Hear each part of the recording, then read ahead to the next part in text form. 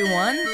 We have flipped the record over, and it's time for another episode of the Beard Al Podcast, the podcast where we talk about two of the greatest things in the world, beer and Weird Al. And I don't want to tell you how to run your own show or anything, but like, really? You're not going to Fred Schneider the opening on this one? Hey, everyone! Come on. I really royally screwed up. No, it's over now. Oh, no. Oh, no. Yeah. Now you have to do the whole rest of the episode in harmony to at least try and be like Kate and Cindy. Oh, my God. All right. I'm already thrown off. This is great. What a way to open this Welcome episode. to side two. Welcome to side two. Yeah. Yeah. This is the Beard Al Podcast. It's about, right. Anyhow. Hop in my podcast. It's as big as a whale. And it is about to the unscripted moments. I know. It's great. Yes, I'm Lauren. You know that because I am the friendly, familiar, lovely, beautiful voice that is in your ear every other week at least. And I'm here with two beautiful gentlemen to discuss a beautiful song by yet another beautiful gentleman off of a beautiful album. It's just a whole thing of beauty that's about to happen here. So yes, side two of Weird Al Yankovic in 3D, which is celebrating its 40th anniversary this year, opens up with a song called Mr. Popeil. And we'll get into what all of that means. But first, I'm going to introduce the two fellas I have here with me. The guy that you heard totally throw me off lives in this house with me. Russ, hello. Hello. You know him. Russ, or as I was known in college, Russ Fred Schneider Robinson. Russ Fred Schneider Robinson. Or as our friend Trish and Clint's young, nearly 4-year-old son calls you, Rust. Rust. Yep. Rust. So there's that too. Or as other friends of ours say, is your drinking husband coming? Heard that as well. Yeah. So that's we recently, a little inside baseball for you here. Lauren and I recently did a podcast within the Roosevelt's community, which is if you ever see us on any social media, we're always posting about. And Lauren had to carry the entirety of the guest spot because I had too many soda pops before we went live. Oh, all right. It's not soda pops. You had margaritas. Was it margaritas? You certainly had margaritas. You had margaritas at Taco Tuesday at an oyster bar. Oh, I did. So anyway, giggling over there is our friend Casey from the Itch Rocks radio show / podcast / music emporium. I just added that. Yeah. How are you, my friend? Doing very well. And unfortunately, my tag team partner that usually does this, Aaron, could not join, but he sends his regards. Oh, wonderful. Yes, we shall miss him on this, but we are very happy to have you because I have my tag team partner with me. So this is going to be a triple threat match, and it's going to be great. And so Lauren watches wrestling now, so she knows terms. Yes. I do. Yes. So before we started recording, I asked Casey to pick the beer that I would be drinking on this program because I had two with me. They were actually left over from our WrestleMania party that some friends brought, and they're from the New Belgium Voodoo Ranger series. And one was Hop Avenger IPA, and one was the Hop Raider IPA. And he said, start with the Hop Raider, and I said, okay. So that's the beer you heard me crack at the beginning of this episode. And then Casey and Russ both said, you know what, we're not prepared with beers for this episode, to which I said, I'm the only one contractually obligated to have beers on the show. But then if you remember several years ago, Casey, still to this day, holds the record of the most beers consumed in one episode of the Beard Al Podcast. And now you have yet another record because not only do you hold the record for the most beers consumed on one episode of the Beard Al Podcast, you are tied for the record for the least beers consumed on the Beard Al Podcast. Nice. That's fantastic. So I don't think anybody can top that. But yes. Even it out. Life's all about balance. But before we jump into talking about Mr. Popeil, tell the folks listening to Beard Al, what they've heard you before. I don't even know how many times y'all have been on this show at this point, but talk about it. I think this is our third time being on the show. Wow. I believe. So but yes, I'm a part of the Itch podcast with my co-host Aaron and Dan, and we are college/high school friends that have been friends for over 20 years. And we started to do the podcast over the pandemic because our radio show was shut down due to the pandemic. And over that time, we've been going on for 4 years now.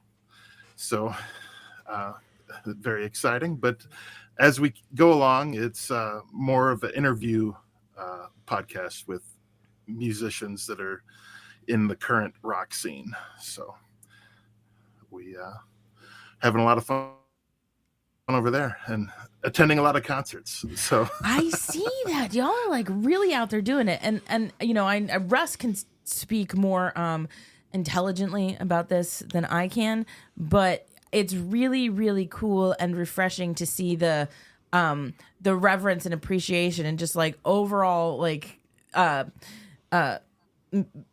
lens, I guess, like the microscope you're putting up on like new stuff that's happening. Like that's really cool. Well, I've gone on about this on my own show a ton, and on the Itch show and on my show talking about the Itch, is that I can't stand that, you know, there's people just sit around there like, oh, there's no new rock music. Yeah, there is. You're just not looking for it, you know. And I've turned on a lot of people to that show just from being like, you know, people say that to me, oh, there's no good rock music. And I'm like, well, I'm an old man now and I don't like look for new rock music anymore. But I know it's out there and I know the guys that know it, you know. So Yeah. And that's been the coolest part about doing the podcast, is making those connections with other podcasters such as yourself and the little community that we've kind of cultivated. But we've also done that within the music industry and the people that we interview, and the friendships and the connections that we make are very special. And I hope that listeners, if you want to check it out, Itch Rocks. That's all our socials. That's where you can find us, and check out a couple episodes. So you don't have to listen to all of them, whatever floats your boat. But there's something in our interviews that I think everyone would enjoy, it just from the perspective of the artist, of how they come up with the songs that they write. And, That's awesome. Yeah, I'll put all those all the links in the notes to this episode for sure. And you know, before we get too far into this, you mentioned something about, you know, the community that comes from doing this thing that we do, whether it's with other podcasters, with, you know, the artists that we're talking about and with, or even, you know, listeners. And I would be remiss if I didn't mention something really freaking awesome that happened to us last weekend.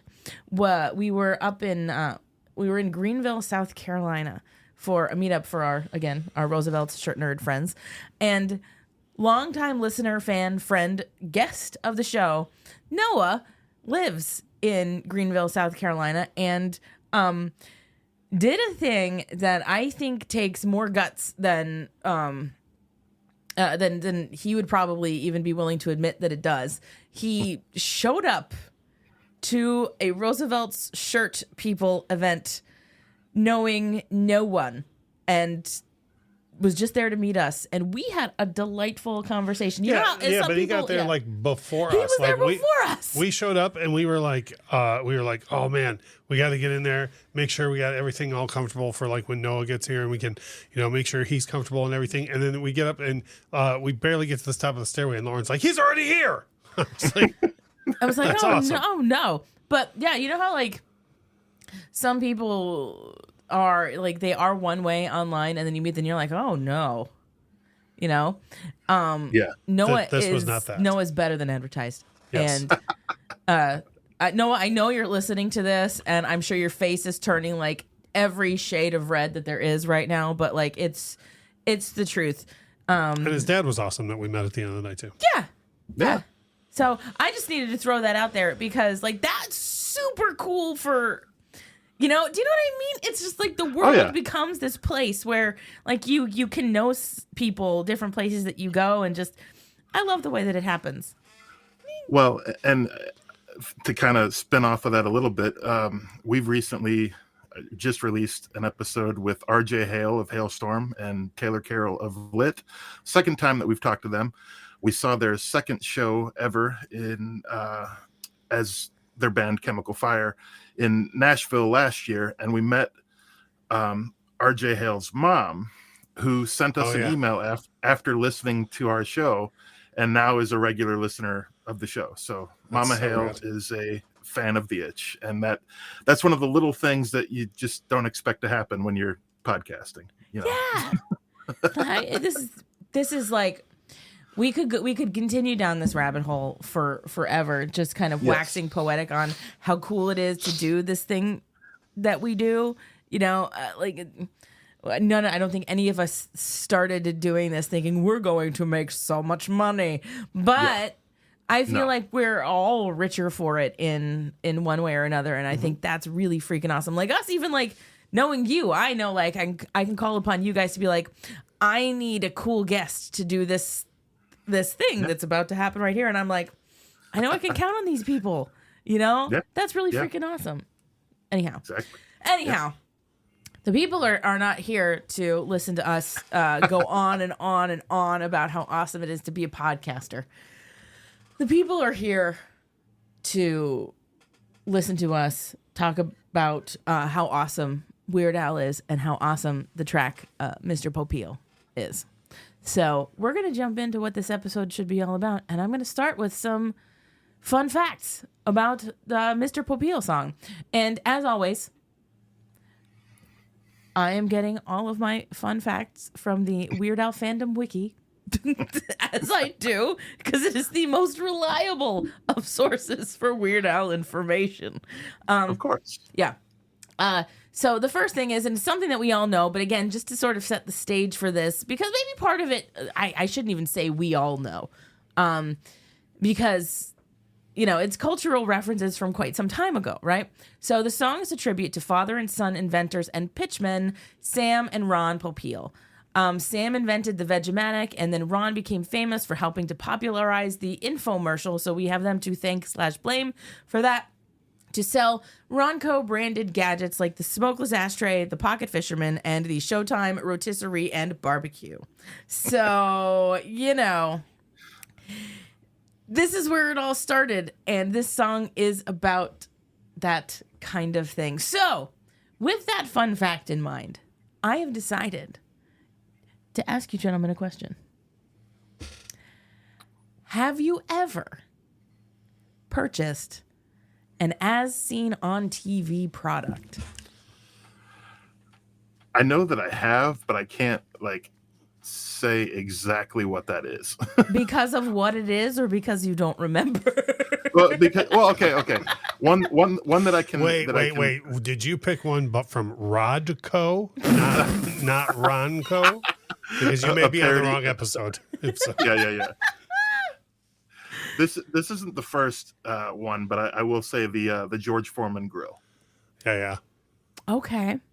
Now, well, I have a silly qualifying question. Sure. So, did you have to have bought it off of TV? Because, like, if you go to the store, there's actual like little things on that say that seen on counts. TV. That counts. Okay, because I bought like half of that section from places at times. Because I'm like the guy that's like, I'll stand there and be like, I will totally hand juice stuff.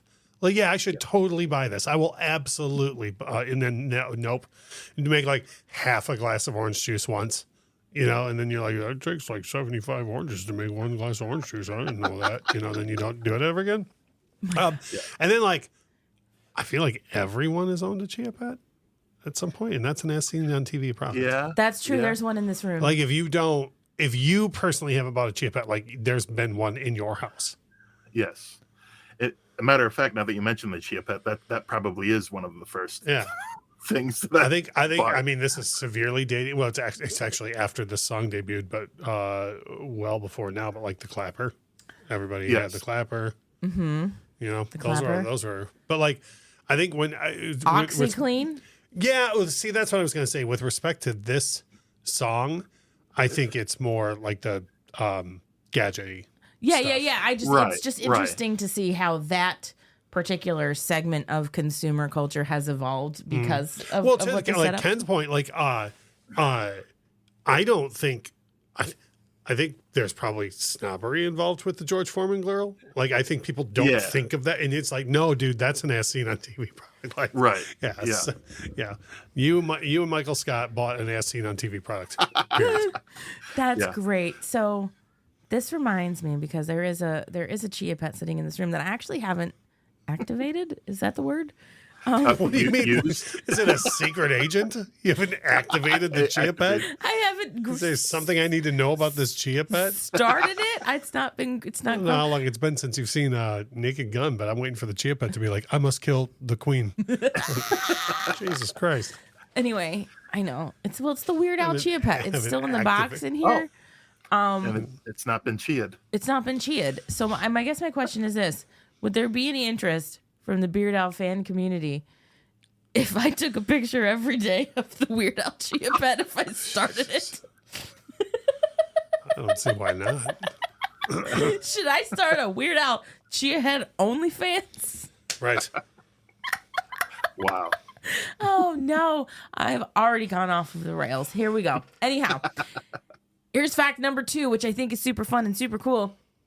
After learning that Ron Popeil's sister Lisa was a singer, Al hired her as a backing vocalist on this track, and she has gone on to sing on several of Al's other songs, even taught him how to improve his vocal technique, and she was one of the backup singers that I personally had the privilege of being in the front row to see on the Strings Attached tour. Ew. That was so many fun facts rolled into one. It's all about Lisa Popeil. Yeah. She's great. She I went down a very shallow, admittedly I didn't dig too deep into this, but I did go down a shallow Lisa Popeil rabbit hole not too long ago. And she put out quite a bit of her own music in the 80s and stuff, and she has a renowned vocal education method that people use often. That's fun. Yeah. Awesome. She's cool. And lastly, apparently the riff for the song Mr. Popeil is mostly taken from the B-52's track Rock Lobster. I mean, like, yeah. I mean, it's taken from like that whole era of B-52s too. Yeah. That's fair. That's fair. And I guess if I didn't say it at the beginning, Mr. Popeil is a style parody of the B-52s from this era. So we're not looking at Love Shack B-52. No, which I would, and I'm going to talk about that a little bit later, which is a completely different era of B-52s, like all the way across the board, totally different sound.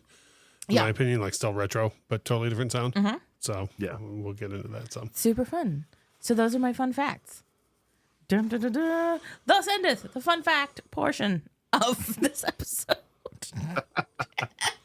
Okay, so now on to the part that I think we all have the most fun with. The 3 things that we each think work the best about this song. And so before, I honestly, I do make an effort to not derail things, but I do want to talk about something because this doesn't really fit into the category of like what works and what doesn't and whatnot. Okay. So with the B-52s didn't break nationwide until Cosmic Thing, which came out, I want to say in 89 or 90. Okay. That's your Love Shack, Rome and all that stuff. The first song that I heard off of it, which is still my favorite B-52 song to this day, is Channel Z.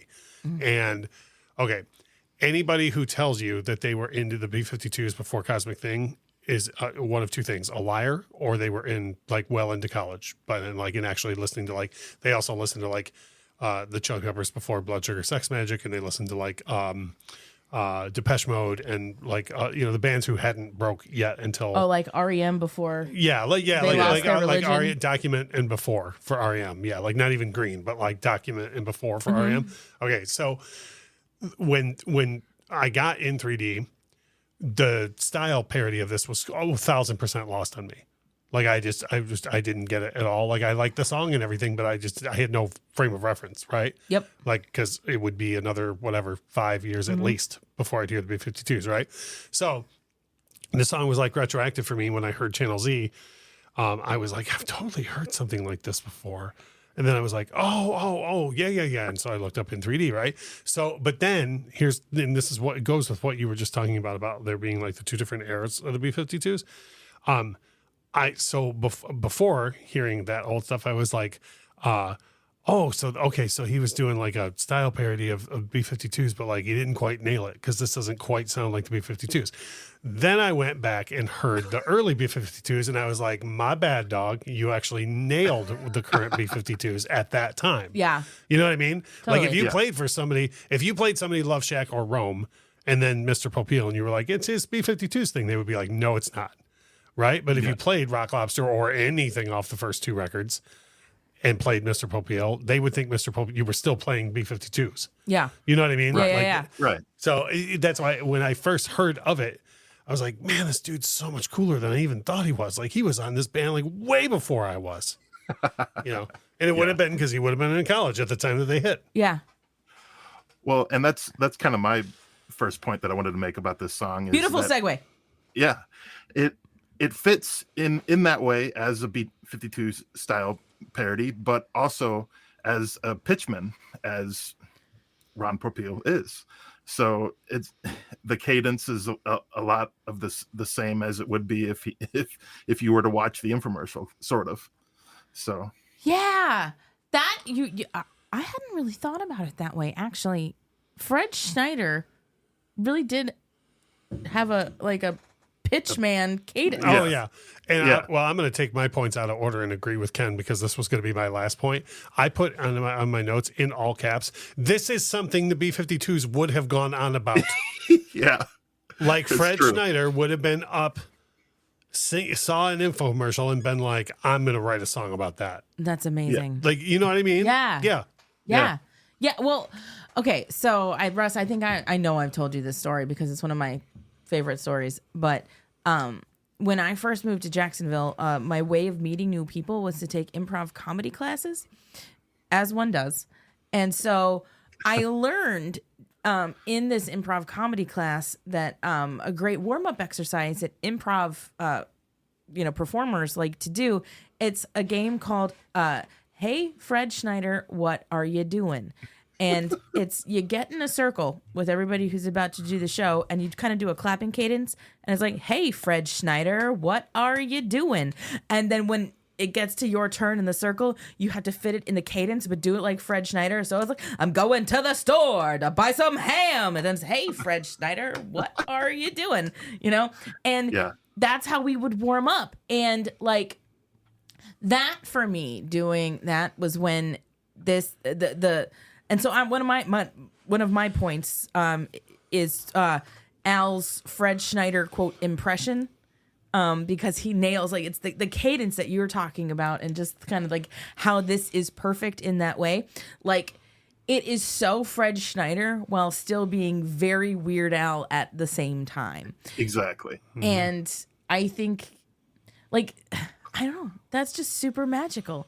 I absolutely love it. I get equated to something else on this record, and I say it to you every time that the song is ending, but as Eat It is fading out.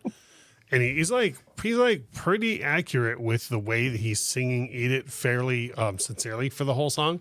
And then at the very end, when it gets to, Michael's overdubs of like, oh Lord and all that, and Weird Al's like, oh Lord, that's how he does, like he goes over the top with Fred on, look at them tomato, like it's, yeah.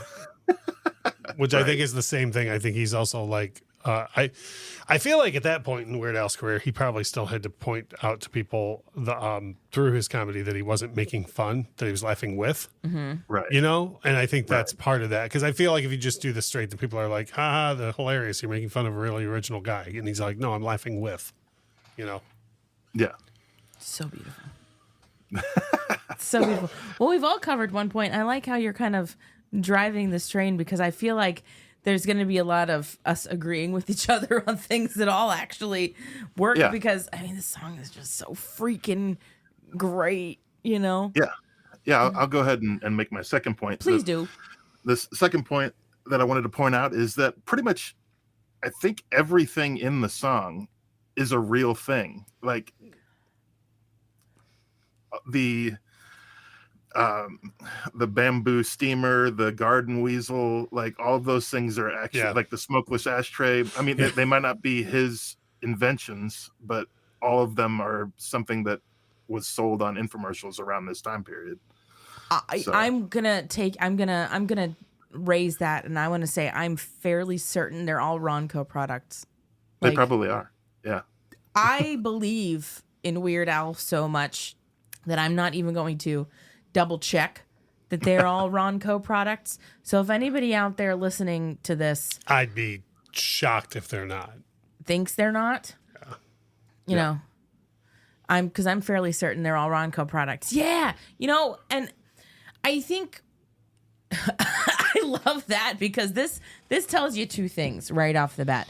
That number one, Weird Al was on the cutting edge of music and knowing the B-52s at the time, you know, and number two, Weird Al was enough of a nerd to be so incredibly well versed in Ronco products that he could marry the two in such a beautiful It's probably way. a perfect storm if you're if you're into that type of music and being young and being running around wild all the time. You probably are seeing a lot of infomercials as you're trying to go to sleep at 3, 4 in the morning. You know. No, that's true. Yeah. After on your way home from all those polka parties.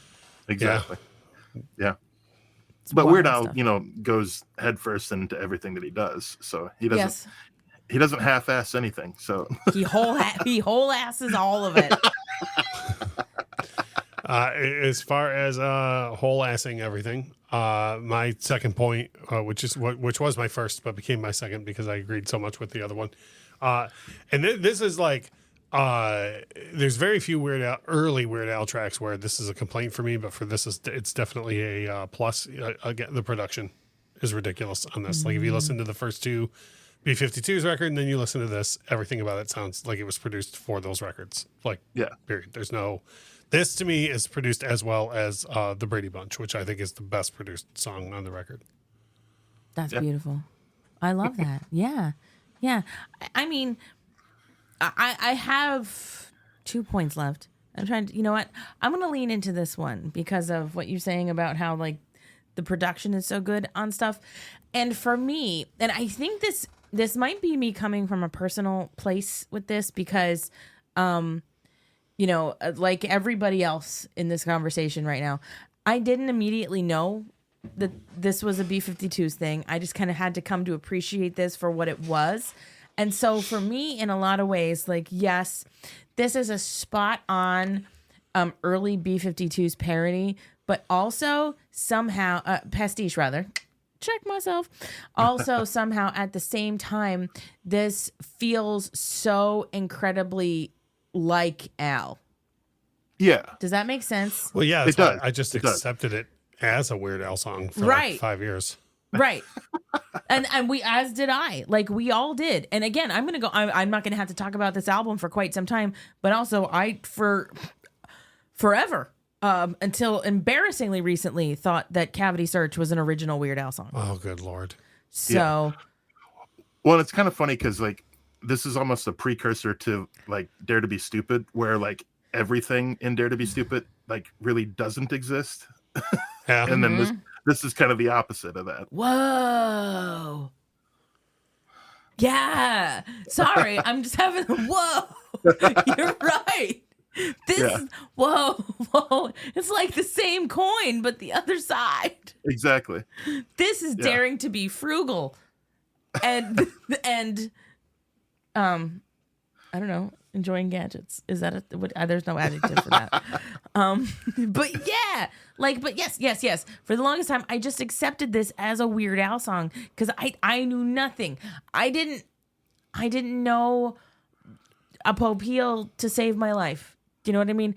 I understood nothing about what he was saying. So like for me, because you know, being a little older, like I knew I saw the Ron Co commercials and all that stuff. And what's weird is infomercials, at least when I was a kid, were not always a late night thing. They would run them in the daytime, like before the soaps and stuff, because like everybody didn't have a talk show back then. There was like Donahue and like a couple other daytime, but like a lot of the daytime hours before the soaps came on was like there was nothing to broadcast. Yeah, we still get that on one of our local channels where we mostly have infomercials for full dental implants.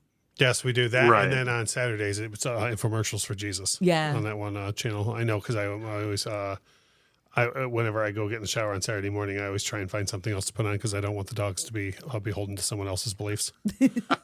So like I always have to put something else on. Well, that kind of leads into one question that I had for both of you is, who is your favorite pitchman? Oh man, that's a really good question. While I'm thinking about it, I will say this. My brother was obsessed with Billy Mays to the point where he actually mourned, like to an unreasonable degree, the death of a pitchman, like for a person. And I mean, I get like human life. I understand it. You know what I mean? But like, he was really like, it affected him quite deeply. This is my favorite. What's the name? I'm looking up the guy's name because I have one. I believe I have a deep infomercial cut. Okay. Well, you might know this because I really enjoy this. What's the name of the guy who does the Morningstar promos on the Kelly Clarkson show? Oh, I will Google him as well for you. Wait a minute. I'll go check. Because I think Isn't it Clark something? But go on. I don't know. I'm ashamed that I can't remember his name, but I think for me in this moment, he's the most successful at doing that kind of thing. No, I know why you think he's the most successful, because he's all puns. Oh, that'll do it. Oh, Yeah. That'll do it. Somebody knows his wife. Yep, that's exactly why you're on. So Russ, what's your deep cut? Pitchman? I remembered the name of the. Okay, so this is from back when you're a kid and you take things at face value. Okay, and I didn't know when you were watching an infomercial and you didn't know it was an infomercial. If that makes sense, like you thought, this is just a TV show that I can trust. You know what I mean? So when I was a kid, and I'm certain this is on YouTube, there was a show that ran an infomercial that ran all the time called Amazing Discoveries. And it had a guy named Mike Levy, and that's the one that I had to Google because I couldn't remember his name. He had the world's most overdone Australian accent, and he would drop the price of things from, he'd be like, like if it was a regular 5-gallon bucket, he'd just be like, look, you can fill it and you can pour it out, and you can fill it again and pour it out. He'd be like, you probably think, you're looking at this, you're probably thinking $2.99. You're like, not on any planet was I thinking $300 for that, No. Yeah, and then it'll be like, not to die, like $1.99, not to die, and he'd like drop it all the way down to like the $5 that he should have been in the first place, and you're like, I've heard of sell up to sell down, brother, but come on, man, like you started out way too damn much, but so like Mike Levy, look this up, and also I don't have any to pour out, but if Mike passed in 2003, so well, he was like old when I was watching him as a little kid though, so but yeah. Lauren doing her impression of Rhea Ripley upset. Oh no. Total sidebar, by the way, when we were in Greenville this last weekend, we met the world's most adorable little Rhea Ripley fan. Oh my God. God. A girl named Paisley. 10 years old. 10 years old. Fifth grade. I think she might be 11. She was awesome. And the reason what reminded me was, as she said, her dad said, do you take a guess at what her favorite wrestler is? And I said, male or female? And she goes, I can do an impression of her. And I was like, Rhea Ripley? And she was like, how'd you know? And I was like, because everyone, my wife does a stunning Rhea Ripley. But anyways, but yeah, Mike Levy on the Amazing Discoveries. But my thing is, it literally, when it came on, I just thought it was, I think, how like infomercials have that like heavy minute-long thing where they're like, you are about to be advertised to, this is not our fault. Like, we just sold this time. Don't blame Channel 5. You know what I mean? Yeah. That thing.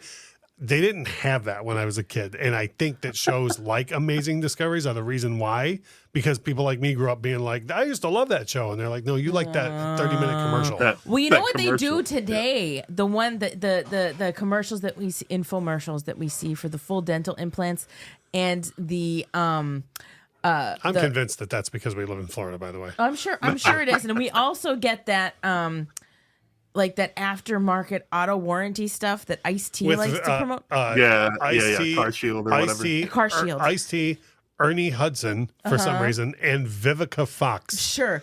So, do you know what they do with those, though? They show it at the end. They're like, the proceeding has been. Yeah. And so, like, you can get all the way through it. Yeah, that's, there's a lot of makeup ones like that, though, where they'll have, like, a woman who used to be on Grey's Anatomy and, like, a woman who was a model at one time. And then they'll. The one for the crepey neck with Jane Seymour. Yeah, and they act like it's they act like it's a real talk show with these women because they're like, you know, she was kind of famous, right? You Do know you her. suffer from crepey skin on your neck so you can't see my boob and butt necklace that I sold you that one time? Because I'm Dr. Quinn, medicine woman. Yeah. Wow. Okay, Yeah. who's your favorite? So Ken, that was the answer to the question for us. Yeah. I'll throw out a couple others. Vince Offer, who's the ShamWow guy. Yeah, was for sure. Vince from Sham. He's intense. Yeah. Very much so. He probably is now that he's not selling it anymore. He probably is intense because he's homeless. Oh, I got jokes. Was it a sham? I'm sorry, he's unhoused. Oh, good one. Yeah. Along those same lines, Don LaPrey, the tiny little ad guy, classified ads. Oh yeah, okay. I know. Yeah, I know this. Yeah. And then, of course, the question mark Riddler guy, Matthew Lesko. Yeah. Wow. I always wonder. One of his things was he sold a book, right? About about how to get free money. I always wanted to see that, like on someone's shelf, like go to date a girl or something and see it and be like, I gotta go. You know, like you bought that book. I don't think we should see each other. You know? Oh my God. Yeah. It's just, I love this kind of advertising because my brain is now going to this. This is going to be a sense memory for a lot of people. No, these children aren't French. They're American. Right. It's like, oh my God. Oh, the things that we got sold. Right. And, you know, being a pitchman is kind of a lost art nowadays in the year 2024. Yeah. So. Yeah. Yep. Well, I mean, a physical pitchman, yes, but I would argue that's the automated Facebook ad now. Well, true. You know it's morphed into TikTok videos and other things. People get sponsored to do this, so they're still kind of referencing the kind of thing that had happened. They're like, they said they sent me this thing. I'm on the opposite spectrum of it. I like Lauren and I watch this guy on YouTube. His channel's called Freaking Reviews. And what he'll do is tear apart those he'll be like, so here's some TikTok people telling you that this works, and then he'll be like, here's exactly how that doesn't work. You know, like or he'll be like, here's why this isn't practical at all. You know, like oh my God, and he's like so freaking honest. Not there. But he does these fun little tests, like so that you're not like bamboozled by the advertising that's occurring, which, you know, that was a fun little derailment. Thank you for that. You're welcome. I appreciate it. This is what we're here for. So I think we all have one point. Who would you say is the most name recognizable? Like if you walked into a room of 10 people and said, name a infomercial guy or a spokesman, whatever. I bet Billy Mays is probably the one. Probably most, right? Still, he did the modern. He's the modern template, I think. Yeah. Right. You think Ron Popeil was like, you son of a bitch? Yeah. Well, I mean, he's pretty high up there too, I think. No, I don't think modern wise though. Well, not modern. No. Yeah. No. I would say. I just mean in general. Yeah. No, I agree. Yeah. I mean, if there was a Hall of Fame. Yes. Which, by the way, how would they clean the floors if there was a Hall of Fame? Are you tired of having your Are you tired of having your Hall of Fame floors dirty? What am I supposed to do? Oh my God. Are you charging people to come into your Hall of Fame and they see dust and mildew everywhere? Are you tired of this happening to you? So, which, by the way, my favorite people in any infomercial are the people who can't do the thing. can't do anything. Yeah, eat a like taco. yeah. Are you tired of trying to take a shower and they like fall into the They can't pour. They can't pour a bowl of cereal Yeah. without getting it everywhere. Yeah. I will say, and I really don't mean to derail It this. With touches on that in the lyrics of this, right? The how am I supposed to do that? Like, No, Yeah, yeah. how am I gonna make my old vinyl car top look like new? that's right. Yes. And Yeah.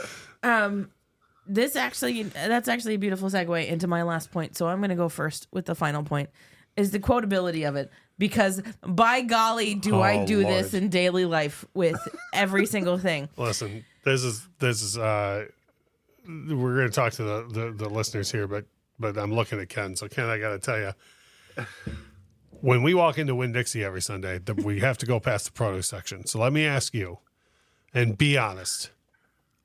If we go to Winn-Dixie 4 times per month, how many times out of 4 times do you think Lauren says, "Look at them tomatoes"? Every time. Every time. Every time. Look at that tomato. Yeah, I do that. And you don't even go to the produce section with me. You go to the beer section, and then I go to the produce first. Yeah, and I don't. Yes, that's what I do. That's And then what I do. if you see a beer can, do you say, "This could even slice through a beer Yeah. can, but Yeah. would you want to?" But you wouldn't want to.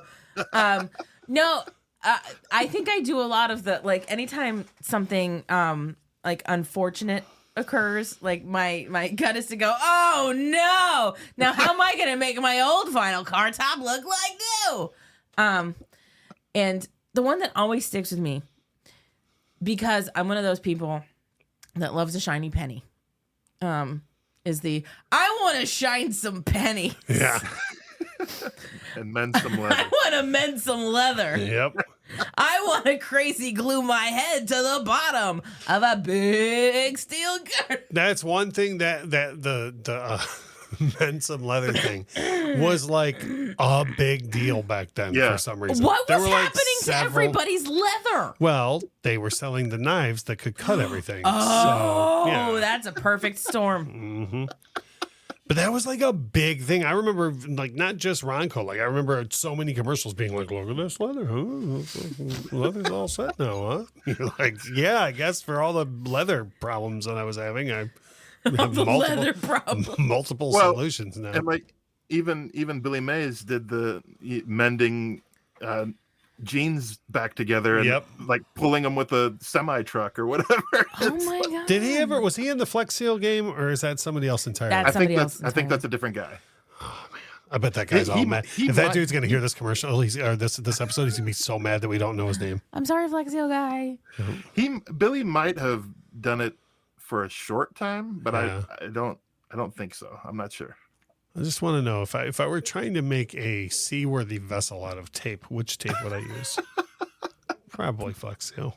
Probably. I think it wasn't I think Mythbusters did that episode. I think they made a boat out of duct tape. Yeah. Yeah. I mean, that sounds about right. So that was my final point. I'll share mine there. It's boring now because we had such a great conversation before this, but I just love the keyboards in this.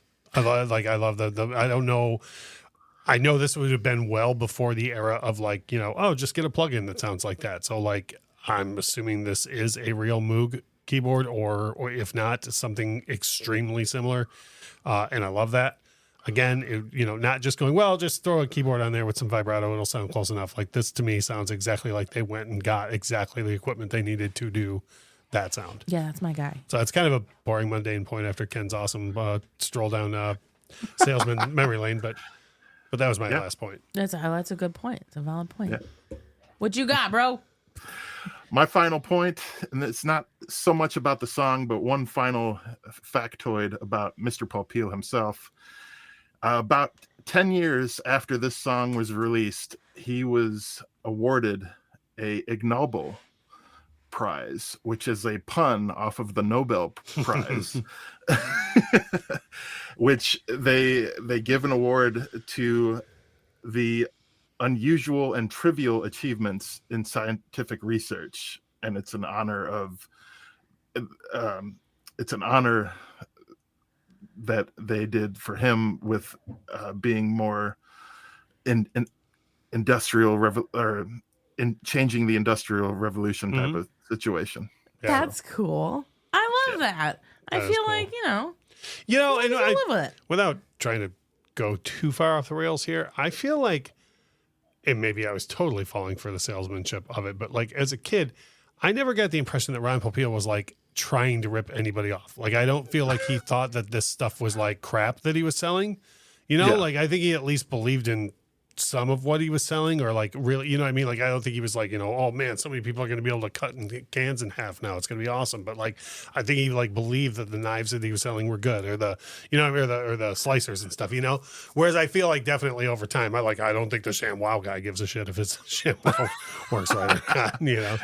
True. I'm pretty sure. I he want to know cares about, how many where- times people said it and forgot it and actually forgot it and then ruined whatever they made. Yeah. That's great. Yeah. I think that's a perfect place for me to say, hey, I'm going to send this over to some ad break time because, How that's- appropriate. right? I don't know. Hey, let us know if you bought any of it. We're going to be back on the flip side of this ad break. Think about this while we're gone. Oh, no. How much would you pay for this episode? $30,000? Nope. $20,000? No, it's going to be lower than that. We'll tell you the price when we come back. Stay tuned. Hey, you there. We've got a question for you. Are you tired of clickbait stories and the loudest voices driving discussions in culture and entertainment? If so, I'm Dylan. I'm Kendall. And I'm Corey. And we host the podcast From the Middle. We're middle-class guys living in the middle of America, in the middle chapters of our lives with points of view somewhere in the middle. We take a more reasonable and centrist approach in our discussions covering genres like comedy, culture, entertainment, and interviews with really interesting folks like business owners, comic creators, doctors, news anchors, New York Times best-selling illustrators, professional stand-up comics, and more. We really value a relaxed and conversational podcast, one that we hope is so fun and laid back, you'll forget you're not actually hanging out with us. So search at From the Mid Pod, just like it sounds, or check us out everywhere you can find podcasts. Hey, this is Grabbing the Brisket Podcast. Join us every Monday where we talk about the latest trends in barbecue, interviews with world top pitmasters, celebrity cooks, Ooh, like Wee Man from Jackass. and musicians. Like Rich O'Toole? So check us out. We do beer reviews, barbecue fails. So many fires. Dude, a lot of people just burn their houses down for no reason. We also talk about cocaine hippos versus meth gators, Learn how to make some tailgate gravy. altercations with Texas Rangers. People throwing Reese's peanut butter cups. Yeah, so check out grabthebrisket.com for podcast info, viral social media posts, and so much more. And we're back. And we're back. Man in the can, get back in that can. That's like my favorite SNL thing. And if no one laughed right now, just go to YouTube and type in SNL Man in the Can and then thank me later. Yeah. That's what that's And we're for. back. And we're back. So we do that. It's just fun to do. I don't know, $5? I would pay $5 for this. 3 easy payments of $19.95. I feel like that, yeah. And also, what's the Mitch Hedberg joke? I want 2 payments to be easy and 1 to be really hard. you have to walk to the post office. Yeah, and I love that. Oh, it's one of my favorite Mitch Hedberg jokes. That's great. But yeah, I would pay 3 easy payments of $19.95 for this episode. Great. I mean, is that all I get? Or is there more? But wait, there's more. I'm waiting for another itch guy to come into the show. But wait, there's more. There's more of us. Yeah. Oh my God. That's delightful. Speaking of delightful. Where am I gonna find new rock? I see me trying to use a radio dial, and I can't use it.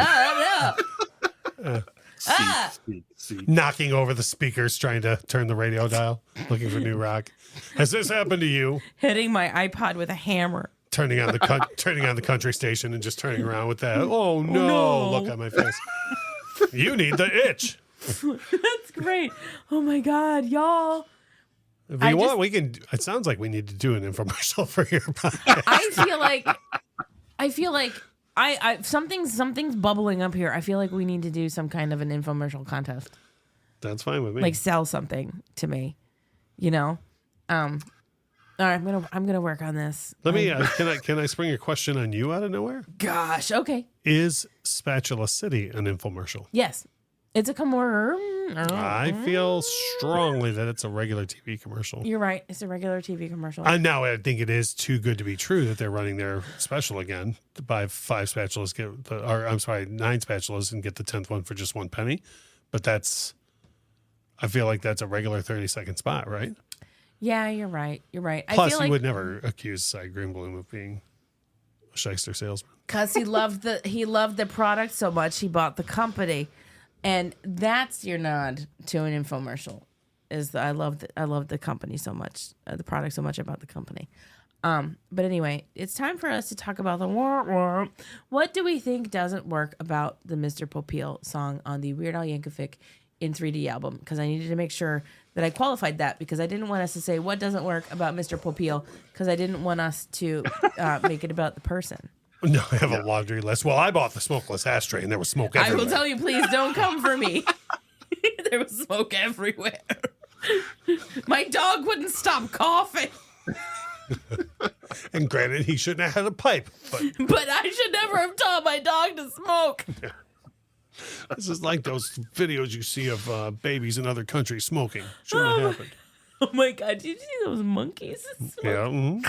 Anyway, what doesn't work about this song? I hate when I do this, but there's nothing that doesn't work. Honestly, there's nothing that doesn't work for this about me. Like for this, I just don't. The only thing that didn't work was user error. Like I didn't get it. Okay, but let's talk about that. But I didn't get it twice over though. Like And I that's didn't get okay. it at first, and then when I heard the B-52s, I was like, "This is wrong." And then I heard old B-52s, and I was like, "No, my bad, dog." And You know what I that's mean? the thing. And we can go there, because there is precedent for this in this series, where, talking about what was wrong with Buy Me a Condo was not anything wrong about Buy Me a Condo. No. It's wrong about the reception of it, right? So, Yeah, but everyone knew reggae in general and Bob Marley at that time. at Like, let that me say, time- as whatever I was when in 3D came out, 8, 9, whatever I was, I knew that it was a Bob Marley reference. Yeah. But the B-52s thing was lost on me. it was lost on you. And I would argue, if somebody were to listen to this album today, a lot of it would be lost on them now. So I'm not Right. saying that that's something that's wrong with this as a piece of art, because it is perfect as the piece of art that it is. But for the sake of having this conversation, because there is something to say about the timelessness of some art, right? This is not one of Al's more timeless pieces of art. Right. The song? Right. Why? Because the B-52s aren't? No, because No, Go because of the kind of the infomercial is kind of going by the wayside a little bit. passe. Yeah, oh boy. Yeah. It's our Vince McMahon. The era of good guys and bad guys is passe.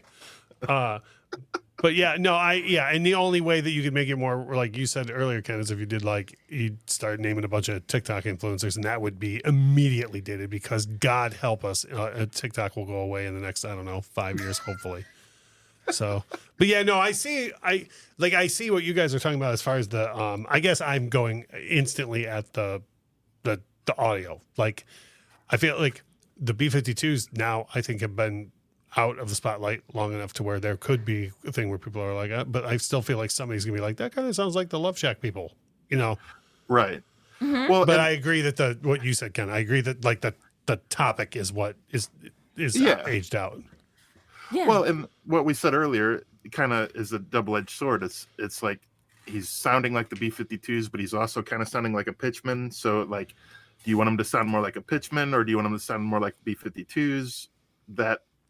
Depending on how you want him to sound, that could not work. But I think that's in the eye of the beholder. Yeah, and a lot of this is in the I'm right there. A lot of this is in the eye of the beholder, right? And again, coming from somebody who got none of this the first time I heard this song, I just liked it for what it was, speaks to how this is just a nice, perfect little piece of art, okay?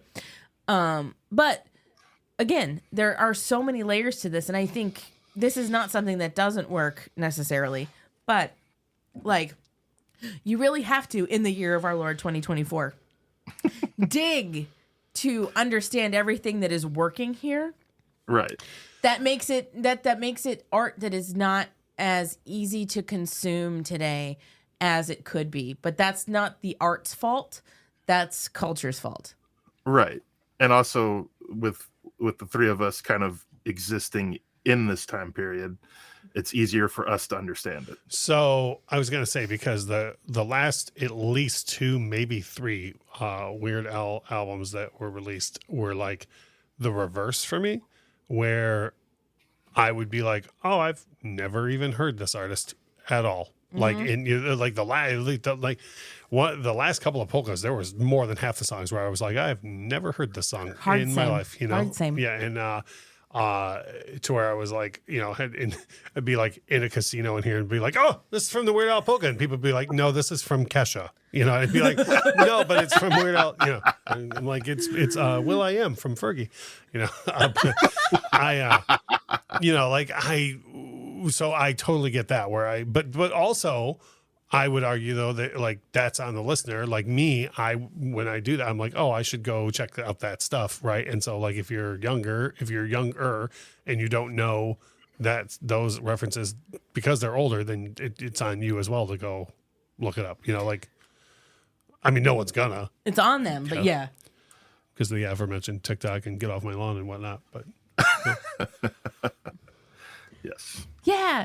You know, I'm on board with absolutely all of this, you know, and like I'm begrudgingly agreeing with both of you. I just don't like it. No, and I get that. I get that. And this is coming from me as somebody who like just today, it was following me on YouTube for far too long. So I decided to just do it. And I tweeted. Yeah, I tweeted. I didn't X about it. I tweeted about this today. There's a YouTube channel about like, you know, reactions and stuff, and it was Teens React to Weird Al. And it followed me on YouTube for nearly 2 weeks before I clicked on it because I was afraid. Okay. You know, I'm that same way with nearly anything I love. I'm like, yeah. This is going to be terrible. Right. And so, but I clicked on it and I got halfway through it and was very near tears because my heart was so full because these kids were freaking getting it, right? They were getting it, but they were being shown parodies. Okay. And where I'm going with this is as follows. As much as I love this song and I think this is perfect for exactly what it is, this would be nowhere near the top of the list of Weird Al songs I would give to somebody as their first Weird Al song to listen to, right? This is not like, here, you don't know Weird Al, listen to this, okay? This is several layers into appreciating what Weird Al does before you get to this. I mean, yeah, for me, my Weird Al recommendations would be strongly tailored to each person. I agree. So, like, if I knew somebody who, you know, was super duper into like college rock of the 80s, I would be like, boy, are you going to poop when you find out he did a great job on the B-52s, you know? Yeah, that's fair. That's totally fair. Do you know what I mean? I mean, yeah. Let me say there exists a lot of people that I would recommend this to first, you know, but again, it would be the same thing as if you got somebody who like really likes late era rap, like within the past 10 years. Like I would probably not recommend Handy to anybody, but if somebody loves really late era like rap in the last 10 years, I would be like, boy, you're going to love this. You know what I mean? Yeah. So I feel like it would be very situational where I would. Yeah. Or maybe somebody who just loves infomercials. I'd be like, boy, are you in for a treat. But wait, there's more. Yeah. But wait, there's more. Yeah. You know that Eat It album? Wait, there's more. That's beautiful. So have we exhausted the things there's not that was probably as far as we're going to go into like what doesn't work, because there's nothing that doesn't work about this song.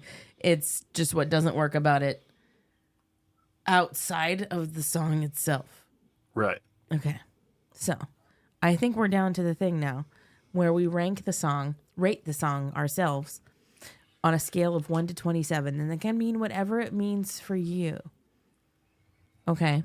I've had some wild swings happen so far on this series because people are rating, based on their thoughts, and it's a widespread 127. I understand that. So, do what you feel is right. I can go first if it makes anybody else more comfortable. It doesn't matter to me. I'll go. It doesn't matter to me. Well, then, Russ, you go. All right. I'm going to give this a 15, which I realize puts it right in the center. Almost, just shy. It's just above. It's like, a C+, I guess. Sure. Be somewhere around there.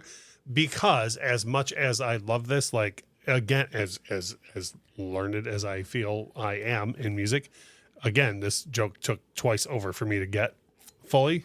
Like even when I knew it was B-52s, I had to do more research, which again is user error. But and there's so much that I love about it, but off the top of my head, without even looking at the track listing of In 3D, I could tell you this would be in my bottom half of the record. Like it's like a super strong record, so that's why. But this would be in my bottom half of the record, ergo C+, because it's going to be in the bottom half of the record for me, but it's going to be like really good for the bottom half of the record. So that makes complete sense. That makes complete sense. I'm really glad you went first. I will say that. Do you want me to go next? Sure. Okay. So here's where I'm at, because I'm the only person that has to do this for every single song on this record. So I kind of have myself to make sure that I'm being in line with here. My least favorite track on this record is Buy Me a Condo. But that's one of those things that I felt like maybe changed as like these conversations are occurring. But anyway, I love Condo so much. I gave Buy Me a Condo a 22 out of 27. I got talked into, I started it at a 15, and that conversation moved me up to a 22. Well, let me say, I like Buy Me a Condo better than any actual Bob Marley song. Okay. So yes, I agree with that also. And don't come for us. It's just Weird Al, anyhow. Also, personal preference is personal preference. So exactly. You can't really come for someone. No matter what the internet tells you, you can't come for someone over their personal preference. So, exactly. So, with that in mind, and how I love this song, this is one of those, if it comes up on shuffle, I will not skip it songs. I'm giving it a 25 out of 27. Wow. Mostly because if my bottom end for this album is 22, I don't have that much wiggle room. Yeah, that's fair. Yeah. So that's fair. Here we are. Yeah. I was going to go 25 as well. Because I don't, like, as we've discussed throughout this episode, there's not a whole lot that he could have done different to either improve the song or, you can nitpick and do different things, but also with the B-52s, just reverse it and have 25. So boom! I love that. Done. That's beautiful. Yeah. Yeah, that's perfect. Nice. Yeah, so Ken gave it the 25s. Strike that, reverse it. Right. To B-52s. Beautiful. Oh my gosh. All right. I have a question that I probably should have told you I was going to ask before now, and just totally randomly hit me. Is Lisa doing her own harmonies? Do you know? I assume is she probably overdubbed that? I'm guessing. Because it sounds extremely similar. Like with the B-52s, Kate and Cindy have very distinctive voices to me. Yeah. Right. And this sounds to me like the same woman singing both parts. That's a good. It's a good question. I'm not sure the answer to this. That isn't like a bad thing or anything. It's just something. No. As we're sitting here talking, I'm hearing in my head, Mr. Popeil, like it's stuck in my head, and I was just curious. I understand. I feel strongly that it's her voice. No, it's multiple women, because there are 1, 2, 3, 4 female background vocalists. Oh, okay. All right. On this album, it wouldn't have been a bad thing either way. I just was. Yeah. So yeah, Lisa Popeil, Patty Brooks, Betsy Powell, and Andrea Robinson. No relation. Nice. You don't know that. I don't know. Also, I guess I don't know that. And also, I would have given anything to find out by surprise that like Cindy Wilson was actually on it or something. I know. That would have been. I know. That would have been mad cool, right? Mm-hmm. I say mad cool, like unironically. Yeah, I was going to say, speaking of old people. Oh, that's so hip. That's great. Do you want to pitch your itchy people one more time before we Yeah, sure. At the the end. You did it at the beginning. I like to do it at the end, so it sandwiches in because now people heard you. They have more to go off of now. Exactly. And one of our more recent episodes, as you listen to this episode, if you check out us at The Itch, anywhere you enjoy podcasts, search The Itch and itchrocks.com. We actually did a wish list interview episode, and one of mine is in fact Weird Al. But the caveat would have been that you have to interview him first. Oh, that's so sweet. Because I'm sure you would be upset if I interviewed him first. I would be very jealous. I don't know if I'd... Upset probably wouldn't be the word. I'd be like... You want to talk about a throwback to earlier in the episode. If you got to interview him before her, she would activate the Chia Pet. There you go. Activate the Chia Pet. And just know that would be bad for you. Yes. Yeah. So that would be an awesome interview, but that has not happened. We have not tried to tag him in anything yet, but he's a tough tag. He's a good guy. Exactly. So if you want to check out us at The Itch, we interview all over the rock spectrum. Some of the people in my wish list interviews would be Ann Wilson of Heart.